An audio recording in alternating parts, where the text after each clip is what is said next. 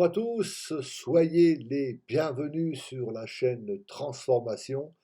Eh bien, c'est encore une joie pour moi de vous retrouver, frères et sœurs, amis non chrétiens. J'espère que vous allez bien.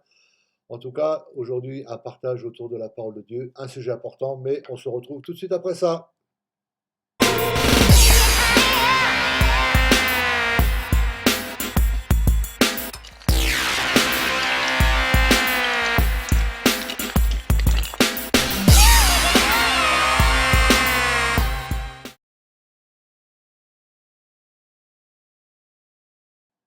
Donc, un thème important que je vais partager avec vous ce matin, un thème qui m'a touché, oui, et puis qui m'a permis de me remettre en question, de pouvoir me poser les bonnes questions, de savoir où j'en étais réellement sur mon cheminement avec le Seigneur. Et justement, eh bien, j'aimerais ce matin partager cette méditation avec vous, eh bien, pour savoir aussi de quel côté, enfin, voilà, de votre cheminement avec le Seigneur, où vous en êtes. Et voilà, donc c'est un partage que je voudrais faire ce matin avec vous autour de ce message que j'ai intitulé L'orgueil et l'humilité. Amen et Amen. Un message très important. Souvent nous sommes orgueilleux sans le savoir et ça peut provoquer certains problèmes. Voilà, donc le but du Seigneur, si vous voulez, le but du Seigneur, c'est quoi? Son but, c'est de nous rendre semblables à lui. Ça veut dire quoi, semblable à lui? Ça veut dire nous rendre doux et humbles de cœur.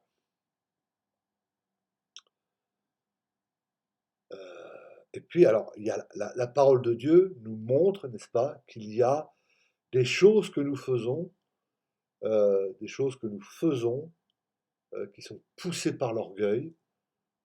Euh, alors, on s'en rend peut-être pas compte, hein. On n'est peut-être pas toujours sensible à ça, mais ça peut arriver. On va démarrer sur les chapeaux de roue et on va aller voir dans une première lecture. Je vous invite à lire dans Deutéronome, chapitre 17, verset 12.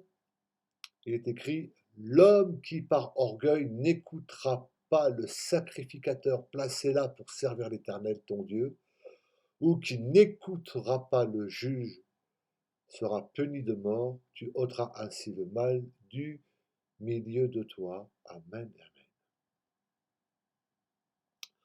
Alors, vous voyez bien que l'auteur nous dit que celui qui refuse d'écouter Dieu, eh bien, celui qui refuse d'écouter Dieu, eh bien, il est animé par l'orgueil, n'est-ce pas? Il est dit l'homme qui, par orgueil, n'écoutera pas. L'homme qui, par orgueil, n'écoutera pas le sacrificateur placé là pour servir l'Éternel ton Dieu. Celui qui agit par orgueil, euh, oui, refuse d'écouter Dieu. Généralement, il veut s'élever, et c'est vrai, hein, il veut s'élever à une place où, normalement, il ne devrait pas être. Il s'élève lui-même, euh, euh, mais il faut qu'il comprenne que la personne qui s'élève elle-même, c'est qu'elle a refusé d'écouter Dieu. Elle a refusé d'écouter Dieu qui lui disait non, non, reste à ta place, car c'est là que tu seras béni. Je voudrais qu'on prenne un texte dans 1 Samuel, chapitre 17, verset 28. Je vais juste prendre un court passage où il est dit: Je connais ton orgueil et la malice de ton cœur. Waouh! Un reproche qui avait été adressé au jeune David. Eh bien, ce reproche qui a été adressé à David, eh bien, n'était pas justifié. Pourquoi? Parce qu'il n'y avait aucun orgueil dans le cœur du jeune David.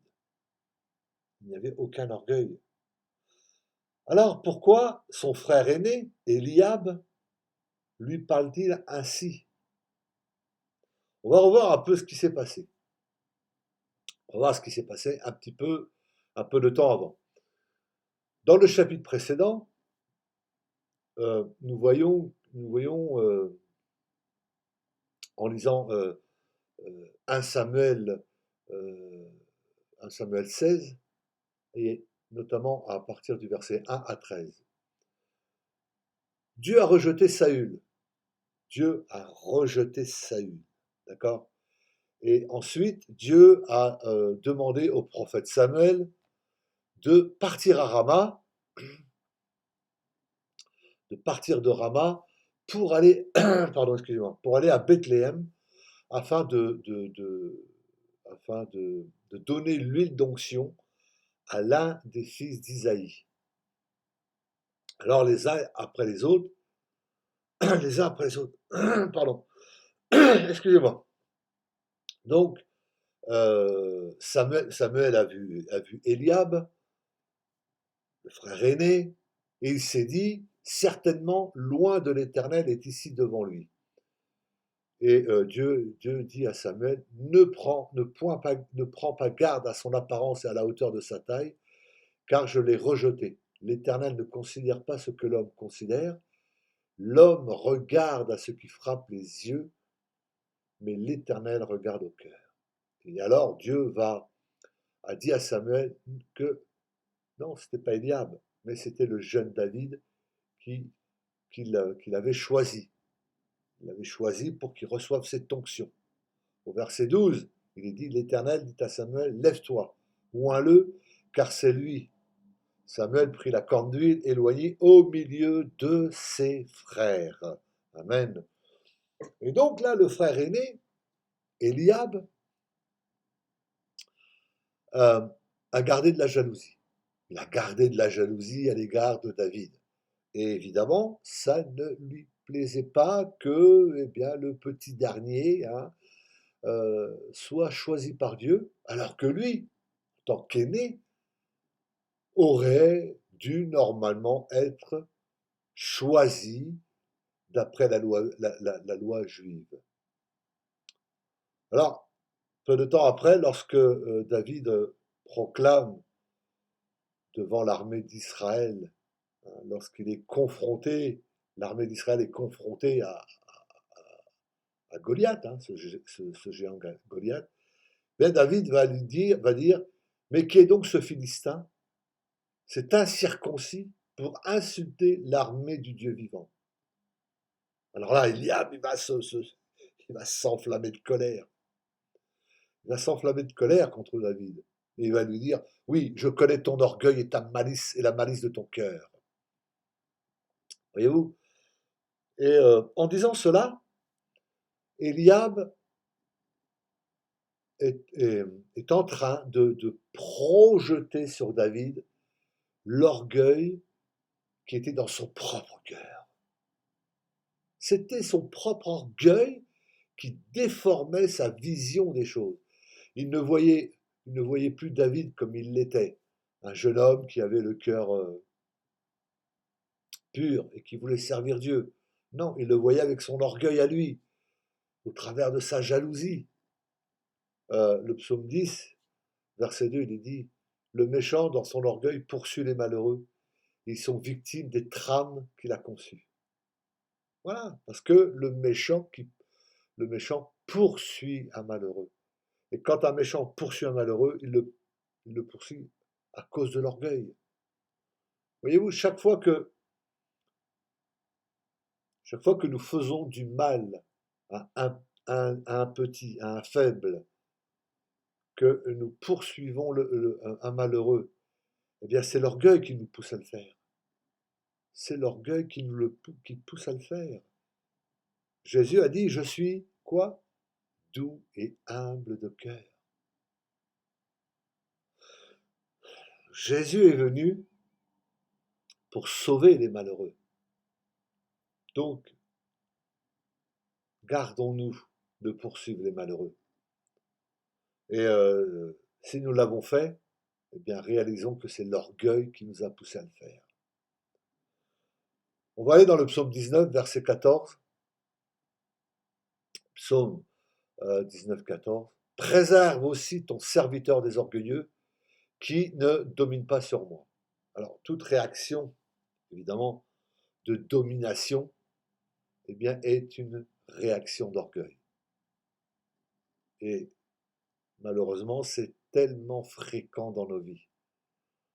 Le mari qui domine sa femme, la femme qui domine son mari, le pasteur qui domine l'église, tel frère qui domine telle sœur, euh, voilà, voilà, etc., etc., etc., etc. Toute réaction de domination est une réaction d'orgueil.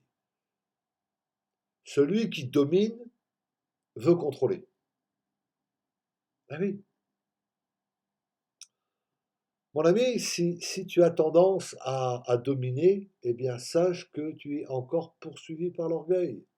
Oui. Et le Seigneur ne veut aucune domination dans l'Église. L'apôtre Pierre a dit, paissez le troupeau de Dieu, non comme dominant sur eux, qui vous sont échus en partage, mais en étant des modèles du troupeau. 1 Pierre, chapitre 5, versets 1 à 3. Voyez-vous? Donc c'est important. Psaume 73, verset 6, pardon. Psaume 73, 6. Asaph regarde ceux qui sont dans le monde. Il regarde ce qui se passe autour de lui. Et il dit, l'orgueil leur sert de collier. La violence est le vêtement qui les enveloppe. Voyez-vous, toute réaction de violence, de dureté, est poussée par l'orgueil. J'ai peut-être compris que j'avais quelques réactions de violence, mais est-ce que j'ai compris que c'est l'orgueil qui me pousse à cette violence? Donc, qu'est-ce qu'il faut que je fasse? Je dois me repentir, et non seulement de toute réaction de violence, mais aussi de l'orgueil qui me l'a rendu possible. Donc, mon ami, si tu vois que dans ton cœur, tu es excessif, dominant, tu as des réactions violentes, voilà, eh bien, repens-toi. Pas simplement de ta violence, de ta réaction d'être excessif, mais aussi parce que c'est l'orgueil qui te pousse à le faire. Psaume 119, verset 51, des orgueilleux me chargent de raillerie. Il faut savoir que l'orgueilleux est un moqueur. Toute réaction de moquerie est une réaction d'orgueil. Celui qui est humble peut avoir de l'humour. L'humour, c'est très bon de l'humour, mais sans la moindre moquerie, voyez-vous. L'humour, c'est se moquer de certaines situations où, où on est soi-même impliqué. Moi, je ne me prends pas au sérieux, voyez-vous. Je me moque beaucoup de moi. Mais l'orgueilleux, lui, se moque des autres. Il les méprise aussi. Il a un ton moqueur, sarcastique, méprisant. Voyez-vous, donc l'orgueil pousse au mépris et pousse à la moquerie. Psaume 119, 69, verset 69. Des orgueilleux imaginent contre moi des faussetés. Moi, je garde de tout mon cœur tes ordonnances. Alors là aussi, il y a un problème particulier. Il faut vraiment en parler. Euh, si tu t'imagines des choses qui sont fausses contre quelqu'un, ça peut être contre un frère ou une sœur, eh bien, crois-moi que c'est l'orgueil qui te pousse à le faire. L'orgueil a une puissance tellement grande dans le péché qu'elle a des ramifications extraordinaires. Toutes les ramifications du péché ont comme source l'orgueil. Tous ces procès d'intention, c'est-à-dire ces choses que je vais imaginer pas, contre quelqu'un, elles sont fausses. Elles n'ont jamais été prouvées. Voyez-vous, les cancanages, les cancans, les calomnies, les gna gna gna gna, les patati, blablabla. Voilà, toutes ces choses-là. Eh bien, tout ce qui est rapporté, tous ces cancanages, ces choses, eh bien, tout ça, c'est faux. Et cela est causé par l'orgueil qui imagine des faussetés. Un mari qui est rempli d'orgueil va s'imaginer que sa femme le trompe, que sa femme ceci, que voilà, il va s'imaginer des choses, et c'est des faussetés. Amen. Oui, ça peut paraître un peu, mais c'est ça. Verset 78. Qu'ils soient confondus les orgueilleux qui m'oppriment sans cause. Là aussi, l'oppression, c'est de l'orgueil, mais c'est plus fort que la violence. L'oppression est encore plus fort que la violence. Les orgueilleux oppriment sans cause. Voyez-vous, les grands de ce monde, euh, tous ceux qui dominent sur nous en ce moment-là, qui veulent nous contrôler, qui nous oppressent, tous ces tyrans, ces dictateurs que nous avons là, parce que c'est ça qu'ils sont, hein. Mais je vais vous dire, ils sont au summum de l'orgueil. Oui.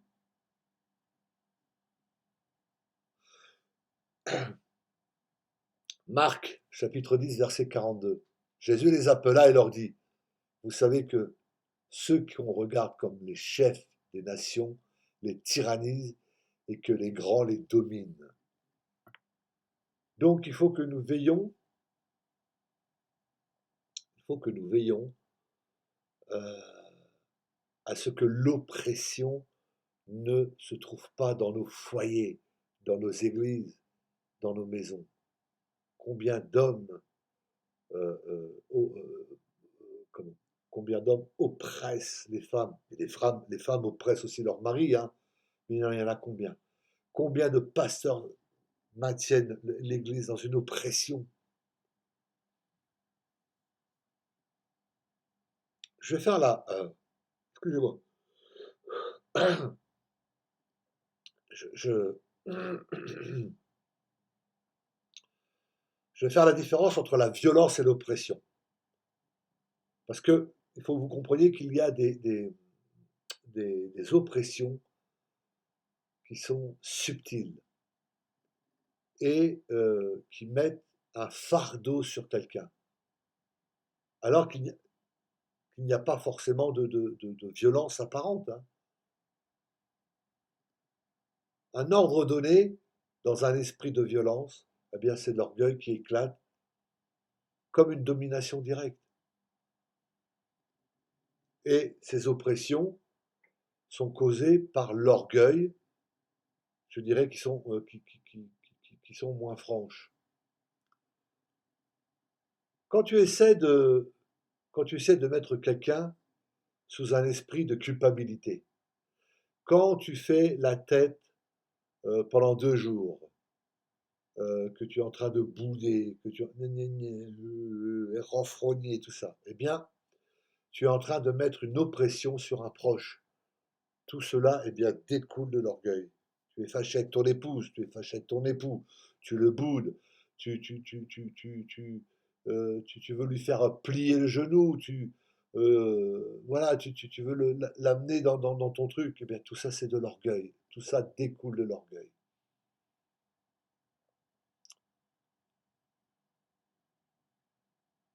Au verset 85, on est toujours dans le psaume 119, hein, verset 85, des orgueilleux creusent des fosses devant moi.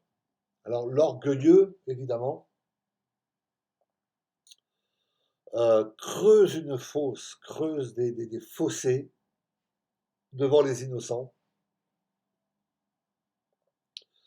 Alors il va pas se contenter de s'imaginer des choses fausses.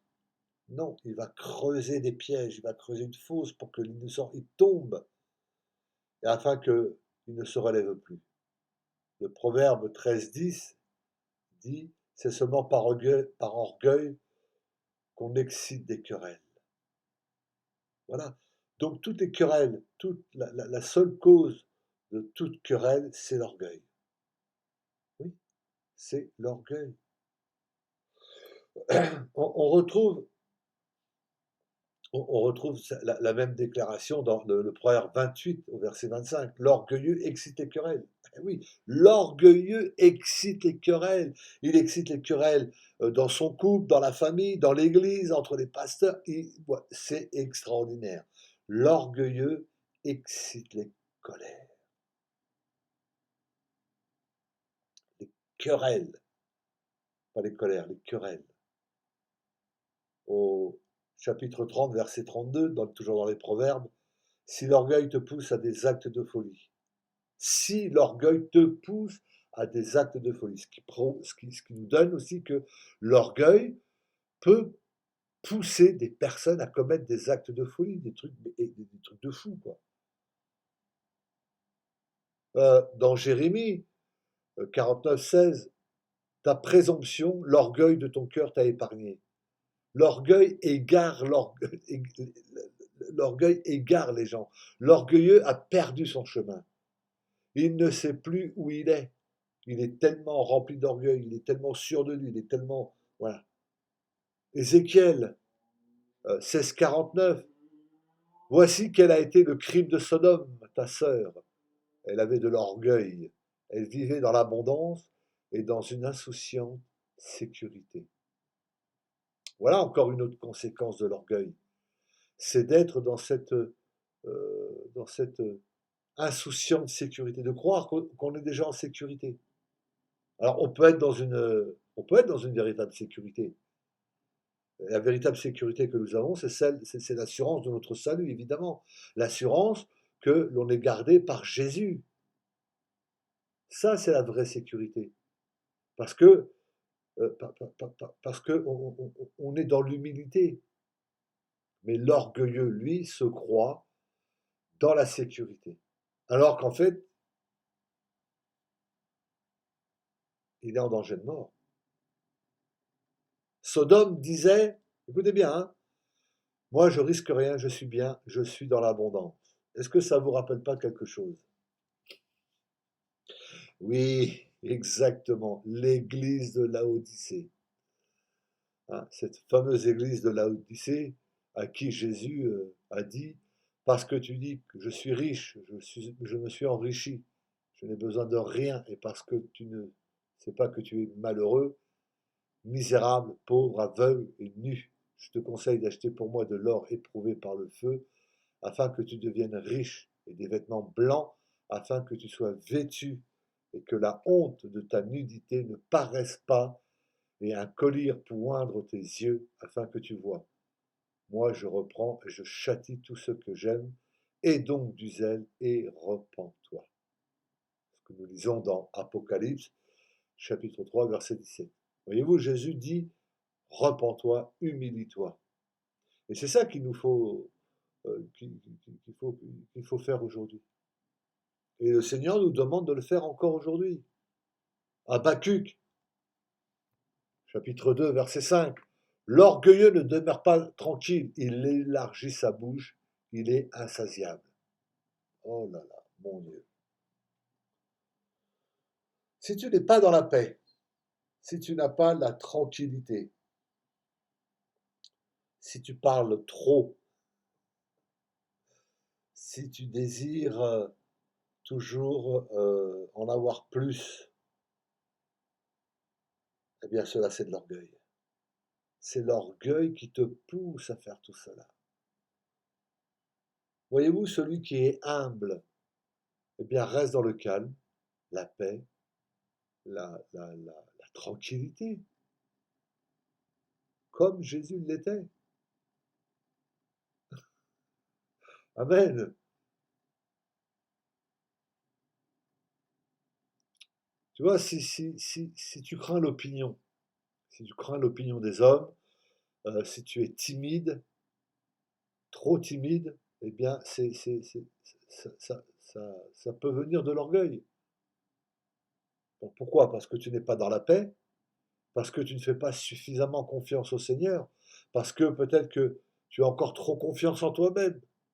dans ce que tu peux faire, ou ce que tu estimes que tu devrais pouvoir faire. Mais c'est tes propres forces.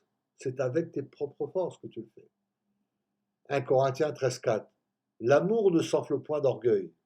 Voyez-vous, toute réaction de haine, de colère, d'impatience, d'animosité, alors aussi petite soit-elle, hein, eh bien tout cela est poussé par l'orgueil.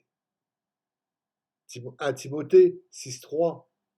Si quelqu'un enseigne de fausses doctrines et ne s'attache pas aux saines paroles de notre Seigneur Jésus-Christ et à la doctrine qui est selon la piété, il est quoi? Enflé d'orgueil. Il ne sait rien, il a la maladie des questions oiseuses et les disputes de mots d'où naissent l'envie, les querelles, les calomnies, les mauvais soupçons, les vaines discussions d'hommes corrompus, d'entendement privés de la vérité.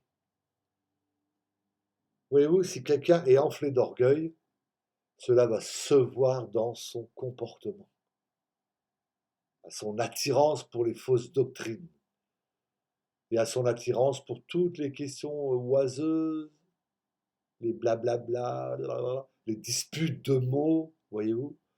Et ça, c'est l'orgueil qui pousse à discutailler, à parler des questions inutiles qui finalement, eh bien, apportent la querelle, voyez-vous.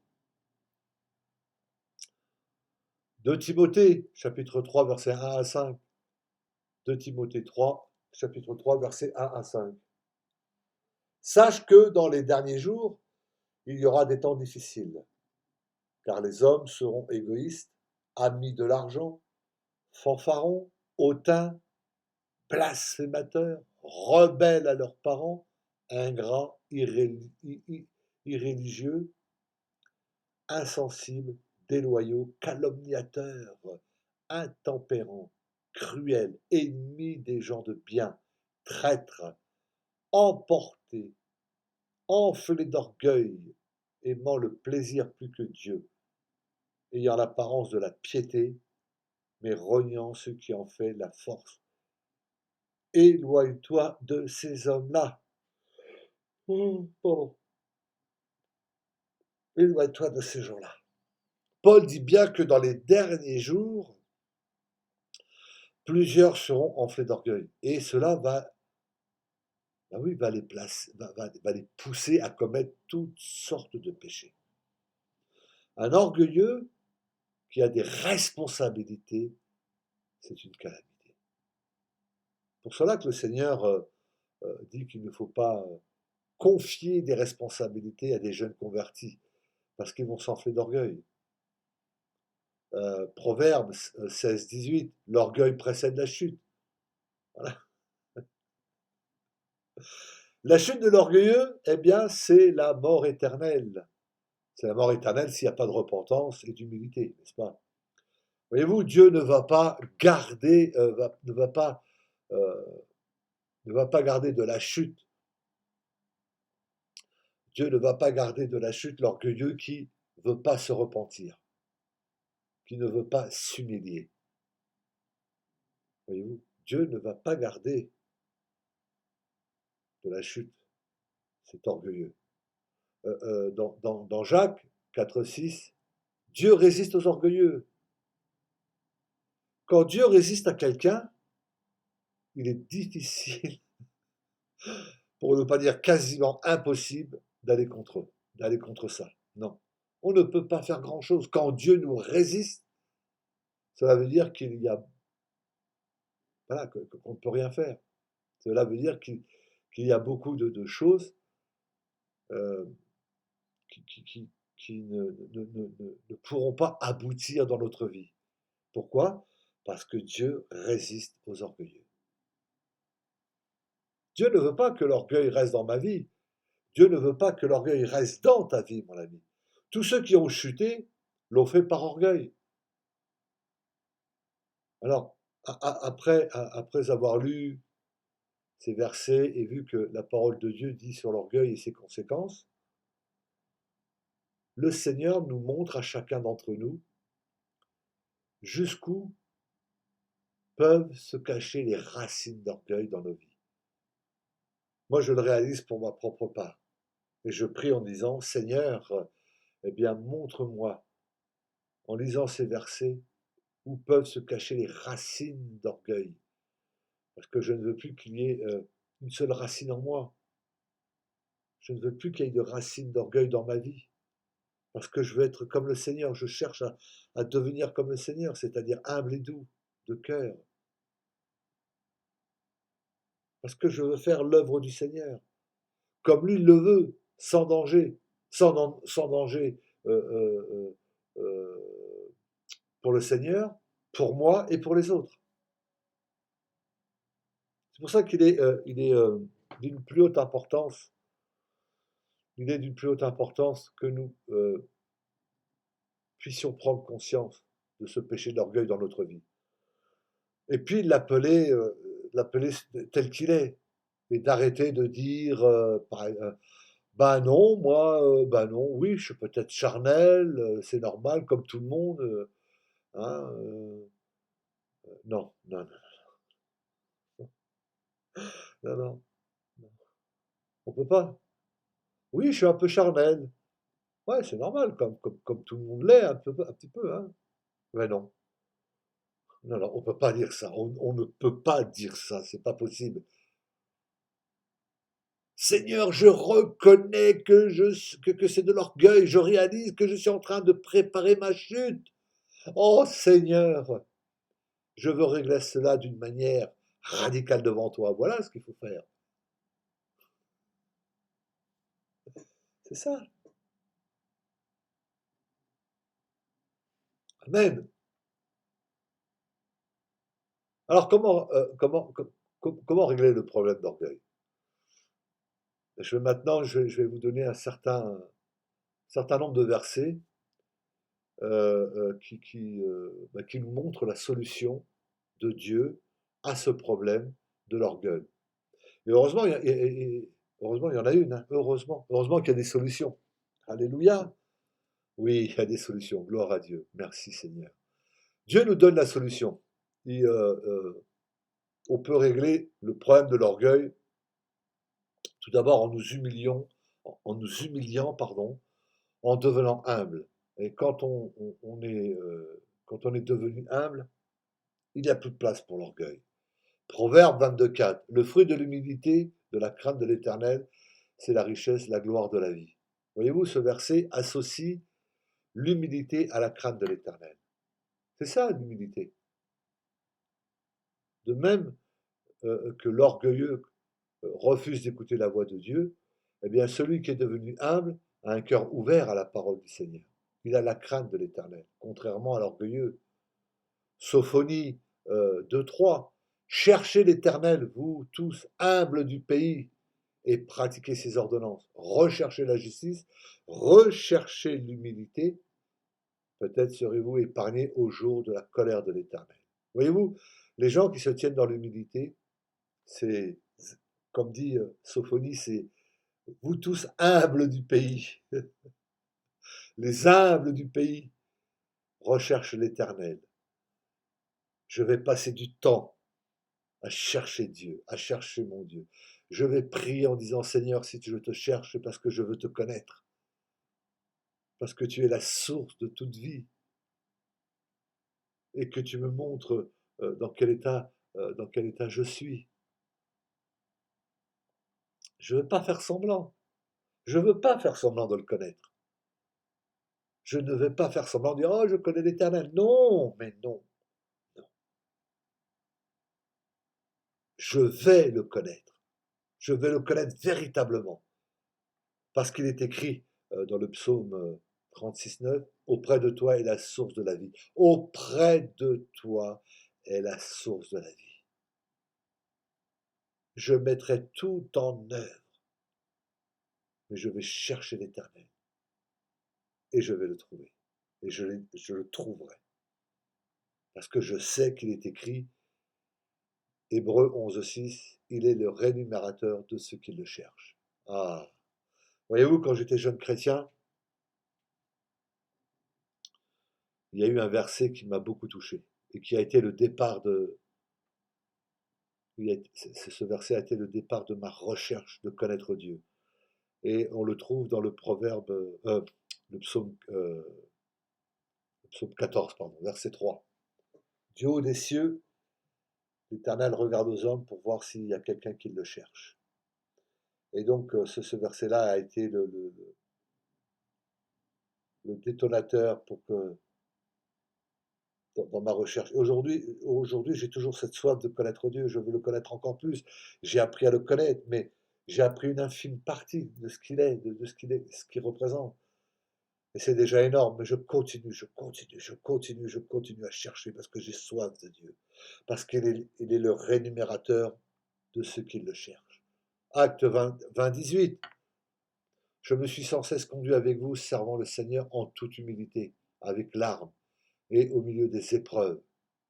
Voyez-vous, celui qui est humble sert Dieu de tout son cœur, avec larmes au milieu des épreuves. Euh, oui, et puis en acceptant tout cela de tout son cœur, comme la volonté parfaite de Dieu. Euh, Paul, Paul a écrit aux Éphésiens en disant je vous exhorte, donc moi le prisonnier dans le Seigneur, à marcher d'une manière digne de la vocation qui vous a été adressée en toute humilité et douceur, avec patience, vous supportant les uns avec amour. Ce que nous disions dans Éphésiens 4.1, pardon. Voyez-vous, euh, le fruit de l'esprit, c'est une marche dans l'humilité, c'est une marche dans la douceur, dans la patience, mais c'est une marche aussi dans l'amour, qui est très important.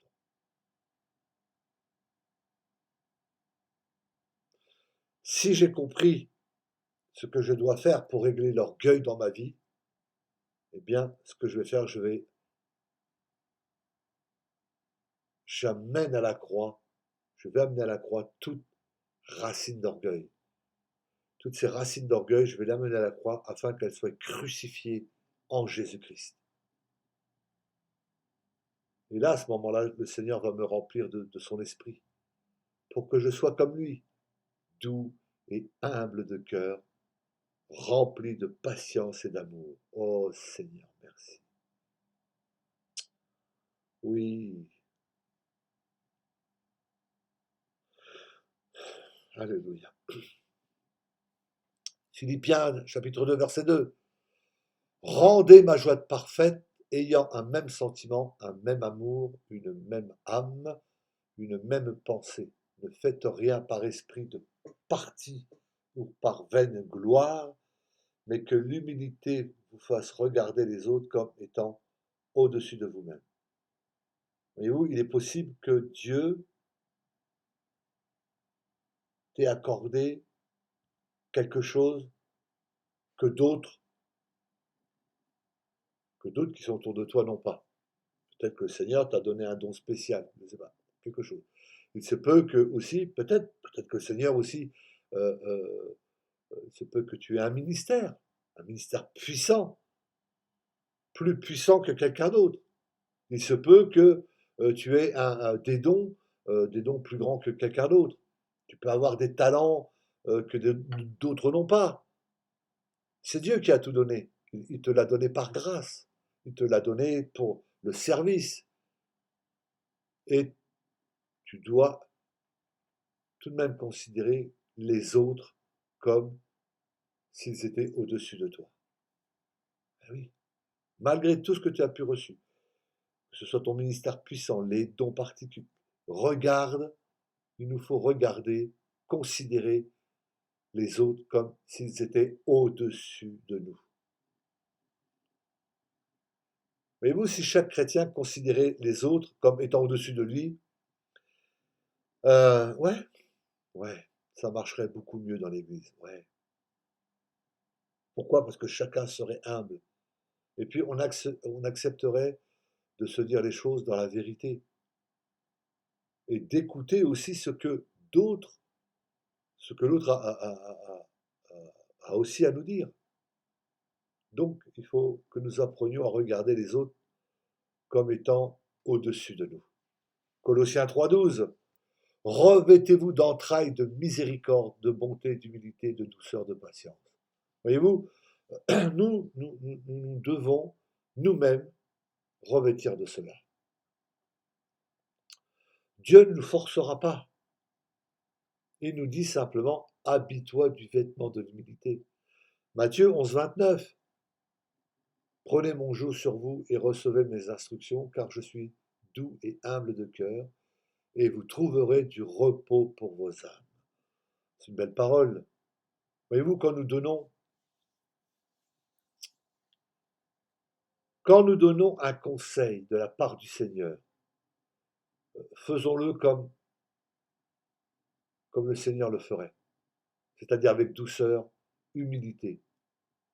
Et cela nous procurera du repos. Matthieu 18, 24, c'est pourquoi quiconque se rendra humble comme un petit enfant sera le plus grand dans le royaume des cieux. Les enfants, lorsqu'ils sont encore petits, ne cherchent pas à se mettre en valeur. Voilà, ils n'ont pas la crainte des hommes. Ils ne sont pas en train de se demander ce qu'on va penser d'eux. Le petit enfant va regarde droit dans les yeux. Et oui, il ne détourne pas les yeux. C'est un regard simple, direct, pur, un regard humble. C'est pour ça que Jésus nous dit, Jésus ne dit pas que tu es un enfant, hein, mais Jésus dit que tu dois te rendre humble comme un petit enfant. C'est ça la différence. Dieu n'a pas dit tu es un petit enfant, non. Mais il te demande d'être humble comme un petit enfant. Quand on est humble, on ne craint pas l'opinion des autres. On peut chanter, danser sans crainte entre frères et sœurs. C'est pas réfléchi. C'est vrai, c'est authentique, parce que c'est simple. Voyez-vous, celui qui n'est pas timide et humble, celui qui n'est pas timide est humble. Celui qui n'est pas timide est humble. Il ne craint pas l'opinion des autres. Il dit, si je fais une gaffe, d'accord, je vais l'accepter, parce que je ne fais pas, je me fais pas confiance, je n'ai pas confiance en moi, je n'ai pas confiance dans mes propres forces. Et si je fais une gaffe, qu'importe. Oui, je vais avoir des retours, mais je n'ai pas peur des hommes. Amen. Que peuvent-ils me faire? Qu'est-ce que peuvent faire les hommes? Je crains Dieu. Job 5,11. Dieu relève les humbles. Combien de fois j'ai besoin d'être relevé? Seigneur, relève-moi. Surtout si c'est par orgueil, si c'est l'orgueil qui m'a mené à la chute. Donc il y a un moyen d'être relevé, et ce moyen, le seul moyen qu'il y a d'être relevé, eh ben, c'est de me repentir dans l'humilité et de dire, Seigneur, oh, pardonne.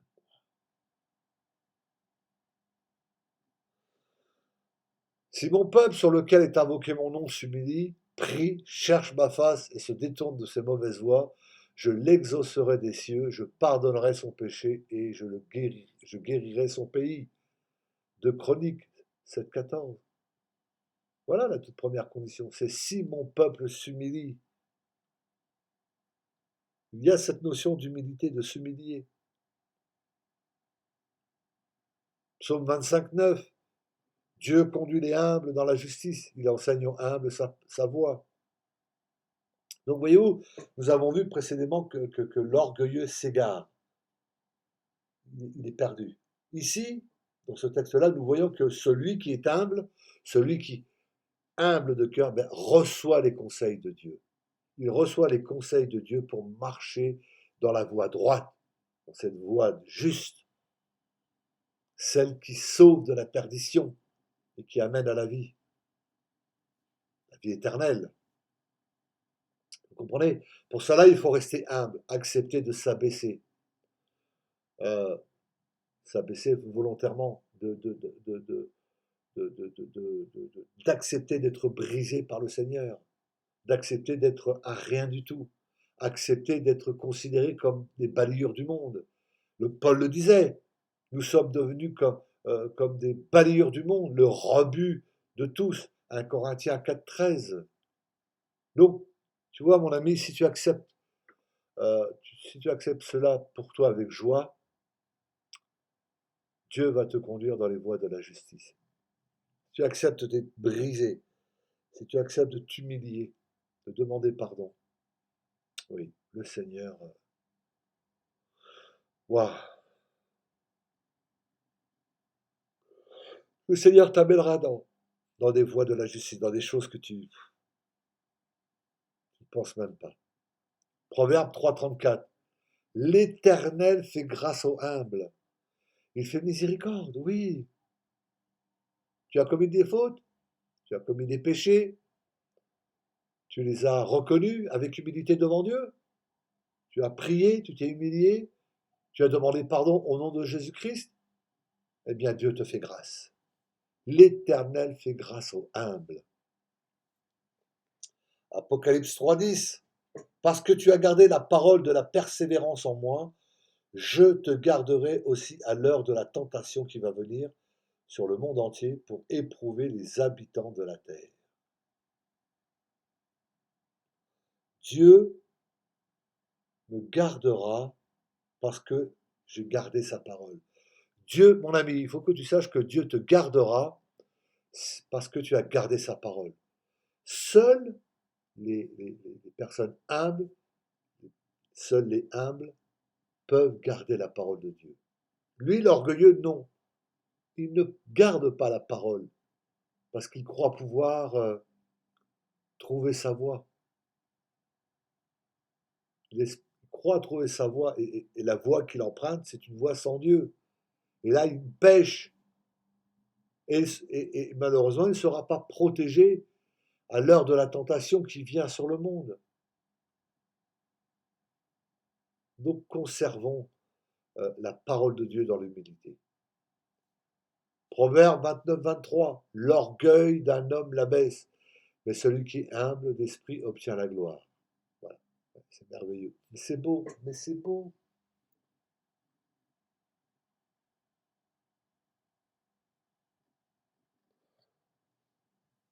Alors appliquons-nous ardemment à rester dans l'humilité. C'est important. Hein. Heureux les pauvres en l'esprit, car le royaume de cieux est à eux. Voilà ce que disait Jésus dans Matthieu 5. Donc si tu es pauvre en esprit, mon ami, tu t'es fait humble, et le royaume de Dieu est à toi.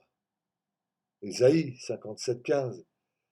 Car ainsi parle le Très-Haut, dont la demeure est éternelle, et dont le nom est saint. J'habite dans les lieux célestes et dans la sainteté, mais je suis avec l'homme contrit et humilié, afin de ranimer les esprits humiliés, afin de ranimer les cœurs contrits. Waouh! Dieu est avec toi. Dieu est avec toi si tu as un cœur humilié et contrit. C'est beau, hein? C'est beau. C'est merveilleux. L'Esprit du Seigneur éternel est sur moi, car il m'a oint pour annoncer une bonne nouvelle aux malheureux. Il m'a envoyé pour guérir ceux qui ont le cœur brisé. Dieu a envoyé Jésus pour guérir les cœurs brisés, humiliés. Un cœur brisé, ce n'est pas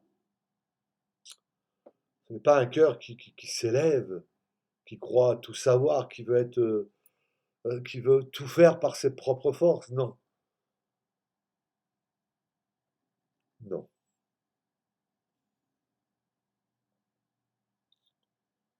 Pour terminer, je dirais, mes amis, mes frères et sœurs, accepte volontairement de t'abaisser. Accepte de t'abaisser chaque fois que tu en auras l'occasion. Il y a de nombreuses occasions de s'humilier tout le long de la journée. Oui, oh oui, oui. Il y a de nombreuses occasions de s'humilier durant tout- toute une journée. Oui. Si tu ne réponds pas lorsque tu es injustement traité, c'est une réaction d'humilité qui plaît à Dieu. Il est dit que dans nos rapports mutuels, revêtez-vous d'humilité, car Dieu résiste aux orgueilleux, mais il fait grâce aux humbles. Humiliez-vous donc sous la puissante main de Dieu, afin qu'il vous élève au temps convenable. 1 Pierre 5,5. Amen. Seigneur, je te prie de donner ton assistance à chacun de nous, afin que tu nous parles par ta parole, que tu nous montres, Seigneur, partout où l'orgueil peut se cacher dans nos cœurs. Père, te prions comme pour ça, Seigneur, afin que l'humilité de Christ puisse vraiment, vraiment nous remplir. Merci, Père. Je te le demande au nom de Jésus. Amen et Amen. Amen. Alléluia. Amen. Donc, voyez-vous, c'est important de s'humilier. C'est important d'accepter d'être brisé par le Seigneur. Amen. Ah, que le Seigneur soit loué, que Dieu soit loué. Merci. Voilà, mes frères et sœurs, c'était ce petit temps de partage autour de la parole de Dieu, l'humilité ou l'orgueil. Eh bien, écoutez, que ces mots vous fassent du bien. Merci à vous tous pour votre fidélité. Merci à vous tous pour vos soutiens. Que cela soit par vos messages, vos prières. Merci pour vos exhortations. Merci de m'encourager. En tout cas, vraiment que le Seigneur vous bénisse tous. Je vous remercie. Je remercie aussi mes abonnés sur la chaîne Transformation. Merci à vous tous. En tout cas, je vous retrouve prochainement pour un autre temps de partage dans la parole de Dieu. En attendant, soyez bénis, soyez pleinement bénis, que le Seigneur conduise eh bien, vos pas sur le chemin de la vérité et qu'il conduise et que vos pieds puissent marcher sur les sentiers de sa justice. Voilà. En attendant la prochaine fois, je vous embrasse, je vous souhaite une bonne journée et je vous dis à très bientôt. Bye.